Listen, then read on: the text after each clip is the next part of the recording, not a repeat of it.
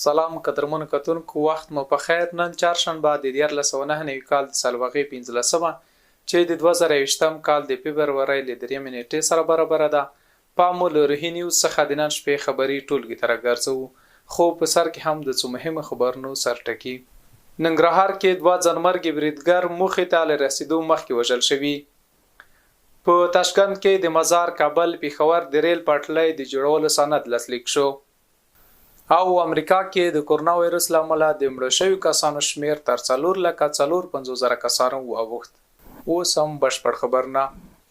د ننګرهار ولایت مقام د رسنۍ دفتر وایي د نازیانو ولسوالۍ لنډۍ سیمه کې تیر مخام 2 ځانمرګي برید کوونکي هغه مهال موخې ته تر رسیدو وړاندې وژل شوي چې غوښتل یې د ولسي پاڅون کوونکو پر قرارګاه ځانمرګي برید وکړي.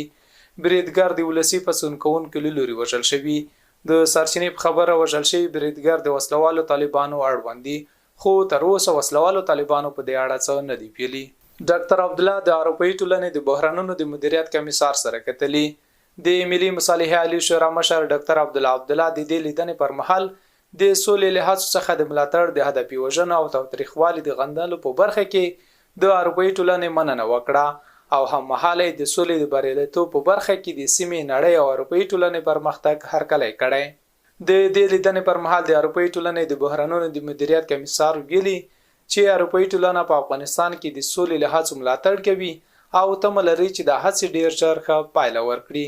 د ولسي جرګې غړو په هیواد کې په روانو هدفي وژنو اندېښنه ښودلې ده. د ولسي جرګې غړو نن د دې جرګې په امتیازي ساعت کې په مرکز ولایت کې د وروستي هدفي وژنو په دوام او ډیریدو اندېښنه څرګنده کړې او په وینا یې په دې برخه کې د حکومت چوپتیا په دې معنا ده چې په یادو بریدونو کې د حکومت ځینې کړۍ لاس لري. وکیلان داس محل په حکومت یاد تور پورې کوي چې یو ځل بیا په هیواد کې د هدفي وژنو زور اخیسته او له پرون راهیسې یوازې په کابل کې 15 هدفي مقناطیسي ماین چاودنې ترسره شوي چې 14 کسانو ته پکې مرګ ژوبله اوښتې ده.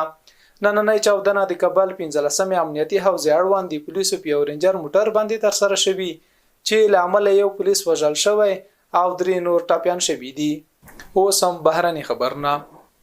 امریکا وايي تر دې دمه په افغانستان کې د سرتیرو پر کمولو یا ډیرولو فکر نه دی کړی. د امریکا د دفاع وزارت وایي تازه خبري کانفرنس کې ویلي چې دوی په افغانستان او عراق کې وضعیت وارزوي او د سرتیرو د حضور ډیرونو یا کمولو په اړه به تر خپل ارزونې وروسته پریکړه کوي. خو راپورونه وايي امریکایي حکومت اوس په دې باور دی چې طالبانو په ډیر مواردو کې پر خپل ژمنو عمل نه دی کړی، نو ښایي پر خپله تګلاره کې بدلون راولي. په امریکا کې د کورونا وایرس له امله د مړو شویو کسانو شمیر تر 4,450,000 کسانو واوښت. امریکا کې په تیرو 24 ساعتونو کې په کورونا وبا اخته 2014 کسان مړه شوي چې ورسره له دغې ناروغۍ د مړو شویو کسانو شمیر تر 4 لک واوښت.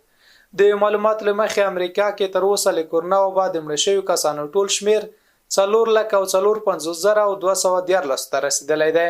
د خبرونو په دوام اوس هم اقتصادي خبرونه. د کرنې وزارت د وروستي معلومات له مخې د هیواد د زعفرانو یا سرو طلا او سږني حاصلات نږدې 21 ټنو ته رسیدلی دي. د کرنې اوبو لګولو او مالدارۍ وزارت وایند اکبر رستمي وایي په 1409 میلادي کال کې په نږدې 1000 هکتار ځمکه کې زعفران کرل شوي وو چې له دې ډلې د هرات په ولایت کې 1014 هکتار ځمکه زعفران کرل شوي او په ټولیزه توګه د نور ولایتونو په نږدې 1500 هکتار ځمکه کې زعفران کرل شوي دي. د کرنې اوبو لګولو او مالدارۍ وزارت د معلومات له مخې هرات، بلخ، فاریاب، کندوز، فراه او دایکنډي هغه ولایتونه دي چې د هیواد تر ټولو ډیر زعفران پکې تولیدېږي.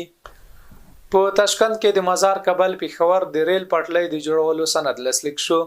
د افغانستان بهرنی چارو وزارت وایي چې له دې لارې به افغانستان د منځنۍ اسیا سربیره سویلي اسیا سره ونښلول شي. دغه پروژه پرون په تاشکند کې د امریکا د سفیر او د نړیوالو ادارو د یو شمېر استازو په حضور کې د افغانستان، پاکستان او ازبکستان ترمنځ لاسلیک شوه. د افغانستان اوسپنې پټلۍ مسؤلین ویلي چې په ټول هیواد کې دغه شان پټلۍ د جوړولو هڅې پیل شوي.